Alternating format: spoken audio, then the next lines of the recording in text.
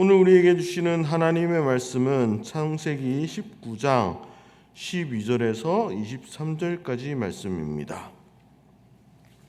창세기 19장 12절에서 23절까지 말씀, 제가 가진 성경으로 구약 23쪽에 있습니다.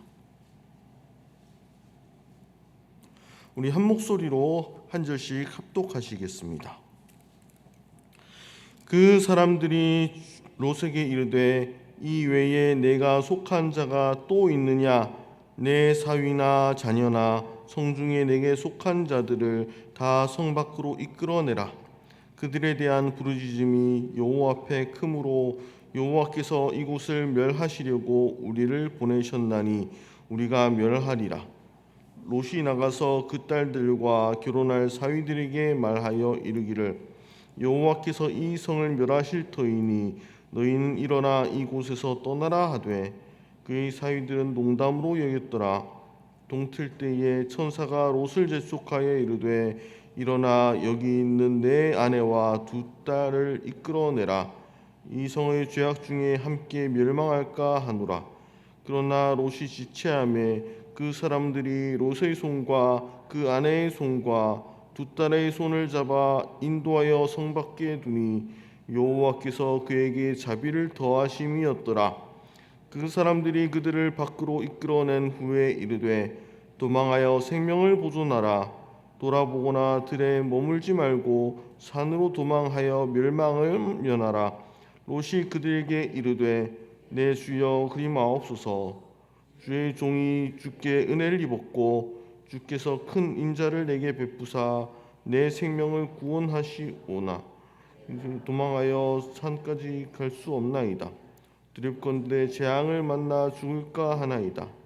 보소서 저 성읍은 도망하기에 가깝고 작기도 하오니 나를 그곳으로 도망하게 하소서. 이는 작은 성읍이 아니니까 내 생명이 보존되리이다. 그가 그에게 이르되 내가 이 일에도 내 소원을 들었은즉 내가 말하는 그 성읍을 멸하지 아니하리니 그리로 속히 도망하라.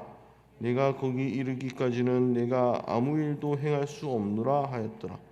그러므로 그 성읍 이름을 소알이라 불렀더라.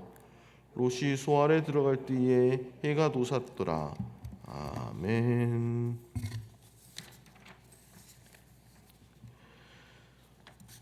세상이 급속도로 변하고 있습니다. 때때로는 우리에게 유리한 방향으로 변합니다. 그렇지만 불리한 방향으로 변하기도 합니다. 신앙생활 하기에 긍정적인 방향으로 세상이 변하기도 하지만 신앙인으로서 살아가기에 불리한 세상이 되어가기도 합니다.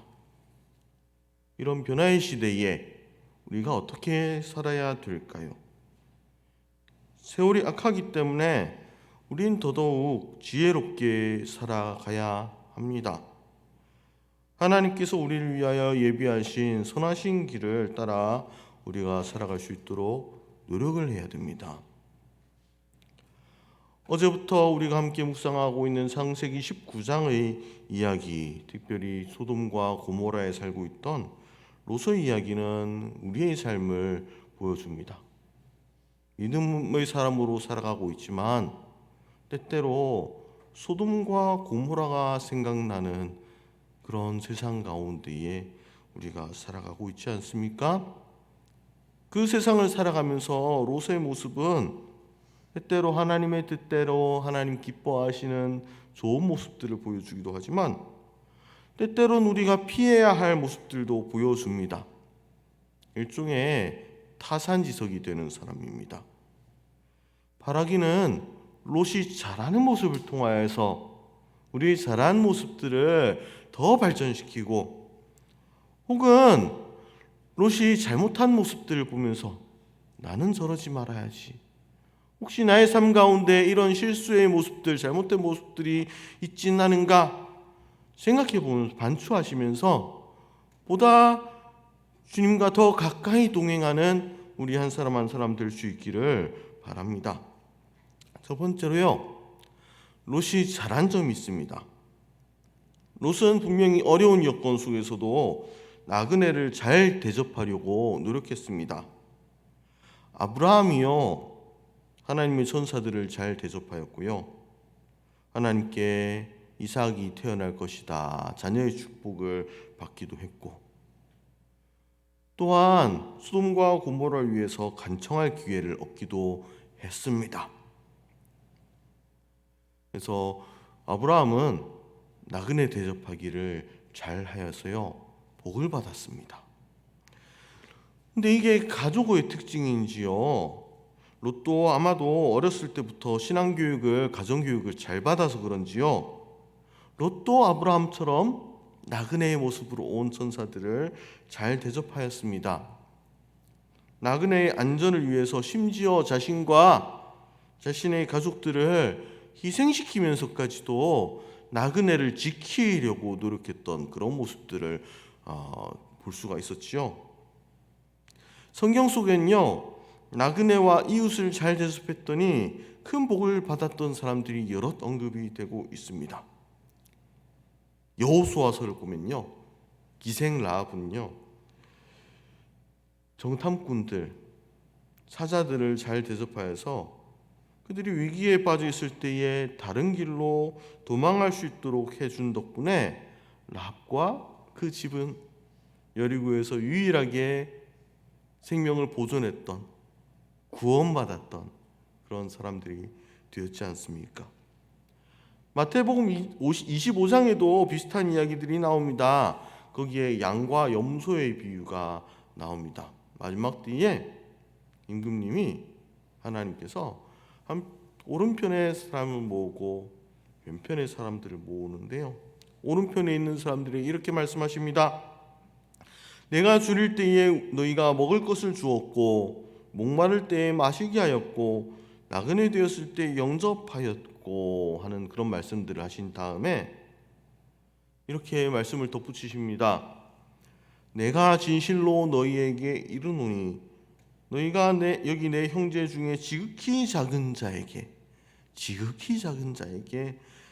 한 것이 곧 내게 한 것이니라 하고 말씀하시면서, 우리가 모르는 중에 주변의 이웃들을 잘 대접해 주었더니 그것이 결국 하나님을 위해서 한 것이다, 한 것이 되는 그런 축복을 주시는 말씀들을 해주고 계시지요.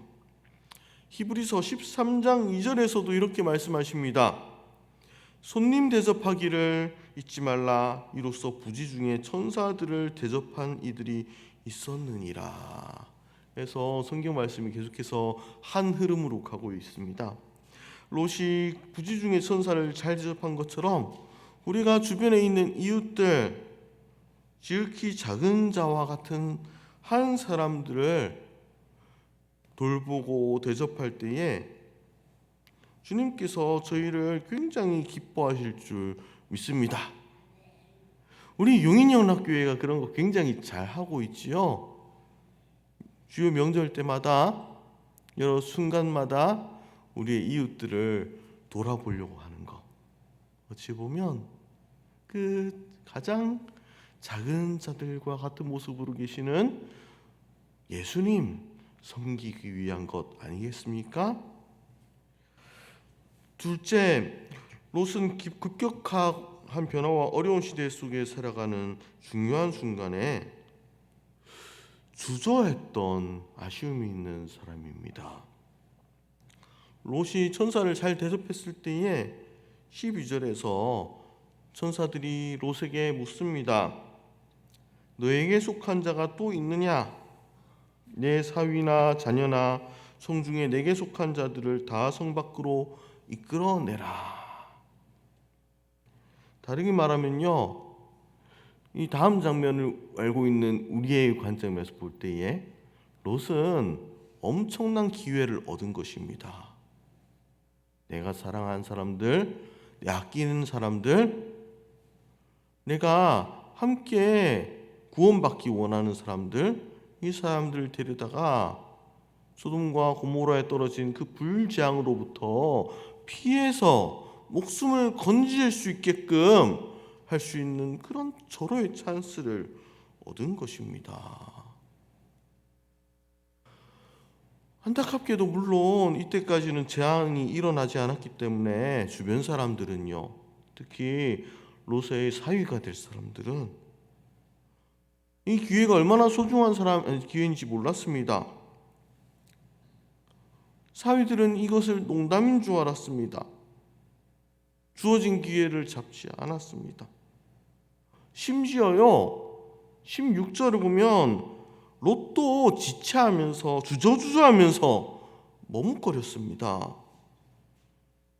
바로 조금 전에 천사들이 아주 놀라운 기이한 일들을 행하는 것을 봤음에도 불구하고 이 사람들이 하나님으로부터 온 사람들이라는 것을 알았음에도 불구하고 주저했습니다. 왜 그랬을까요?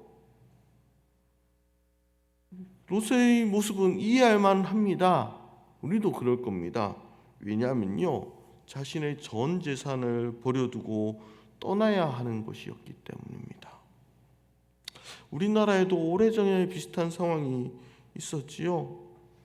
제 아버지 쪽이나 어머니 쪽이나 할아버지 할머니들이 다 이북에서 내려오신 분들이었거든요. 친가는 평양 즈음에서, 외가는 저 멀리 신의주에서 부산까지 피난 내려왔던 그런 분들이거든요. 그래서 집안 어르신들 얘기 들어보면 이제 서울의 영락교회를 창립하셨던 한경직 목사님과 부산에서 신앙생활 다 같이 하셨던 그런 분들이었거든요. 그분들은요, 6.25 전쟁이 발발하던 때에, 그리고 일사후퇴 때 자신의 집과 재산을 포기하고 남녘으로 생명만 겨우 건져서 피난 내려왔던 그 어르신들이 아닙니까? 그분들의 마음이 어땠을까 헤아려 보면요, 롯의 마음도 짐작할 수가 있습니다. 이해할 수 있습니다. 그때 두 부류의 사람들이 계셨을 것입니다. 어떤 분들은요, 누가 통치하든지 간에 내가 가지고 있는 이 집과 이 땅과 나의 모든 것이 여기 있는데 어찌 나를 이곳을, 내 고향을 떠날 수 있을까? 그래서 자신의 것들을 포기할 수 없어서, 놓고 갈 수 없어서 그곳에 그대로 사셨던 분들이 있을 거예요.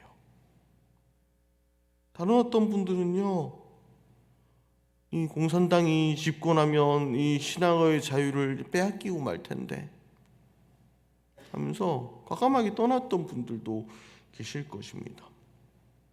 70년이 지나서 어떤 결과를 맞이했는지 우리는 잘 알고 있지 않습니까? 우리는 이 선택의 결과를 알고요, 우리의 상황에 나는 어떻게 결정을 해야 될까? 비슷한 상황이 다가왔을 때에 나는 어떻게 살아가야 될 것인가? 순간순간 마음의 준비를 하시고요, 그렇게 살아가야 될 줄로 믿습니다. 세 번째로요, 오늘 본문은 중요한 순간에 롯과 같이 주저하지 않고 하나님의 뜻을 따라 잘 순종하고 결단해야 된다는 것을 이야기하지만 우리에게 숙제를 던져주는 본문이기도 합니다. 오늘날을 살아간 우리에게 하나님의 뜻을 바로 분별하는 것의 중요성을, 또 그 어려움을 이야기해 주기도 합니다. 순간순간 우리는 중요한 결정을 내려야 돼요. 상황이나 하나님의 뜻을 잘 분별하여서 결정하는 것이 그렇지만 너무나 어렵습니다. 저도 때때로 중요한 결정을 내려야 될 때에 앞이 캄캄한 가운데 길을 더듬어 가면서 찾아가는 그런 느낌을 받을 때가 참 많이 있습니다. 최선을 다해서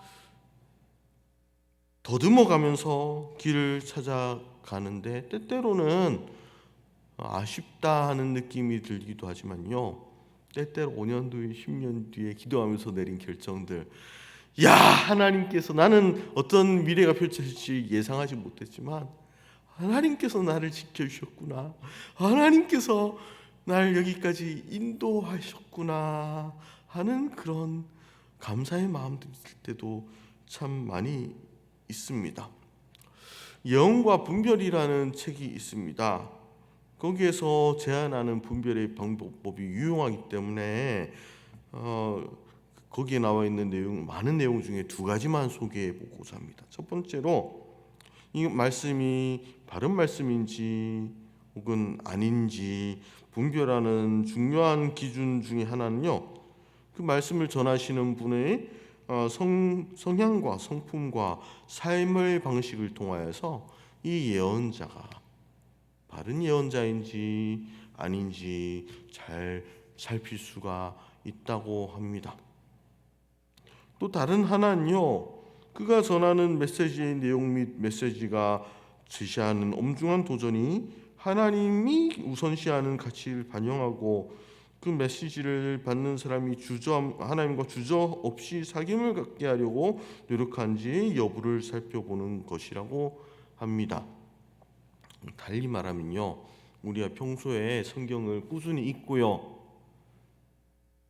365일 매일매일 성경을 열심히 읽는 가운데에 그럼 우리가 전반적으로 하나님이 어떤 것을 원하는지 잘 알 수가 있잖아요. 그래서 그 하나님의 전반적인 우리가 잘 알고 있는 하나님이 원하시는 방향을 따라 우리가 결정하고 따라가는 것이 굉장히 바른 결정을 하는데 중요한 지침이 될 수 있지 않겠습니까? 그래서 이 새벽에 이 자리에 나와 계신 분들 참 잘하시는 것입니다. 매일 하루하루 하나님의 뜻이 무엇인지 살펴가는 가운데에 이 하루하루의 삶이 기도가 쌓여가지고 여러분들이 바른 결정을 할 수 있기 때문입니다. 성경을 꾸준히 읽고 그 전체 맥락에 맞는지를 살펴보는 것이 중요합니다. 그러기에 이 자리에 나와 하나님 말씀 들으며 기도하는 여러분들에게 하나님의 인도하심과 성령의 조명하심이 함께 있기를 간절히 축원합니다. 우리 기도하시겠습니다. 하나님, 이 새벽에도 하나님의 말씀을 묵상하며 하나님의 인도하심을 바라봅니다. 때때로는 우리 사회가 하나님 보시기에 좋지 못한 모습 가운데 있기도 합니다. 또 롯의 모습처럼 때때로는 우리가 하나님께서 말씀하시는데 주저하여서 하나님께서 예비하신 계획들이 온전히 다 이루어지지 못하는 것 같이 느껴지는 순간도 있습니다. 부디 바라기는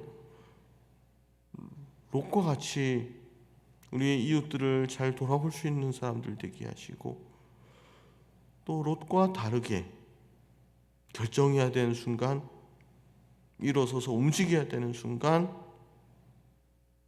주님의 뜻에 따라 잘 순종할 수 있는 그 믿음의 사람들 될 수 있도록 도와주시옵소서. 예수님의 이름으로 기도했습니다. 아멘. 주님께서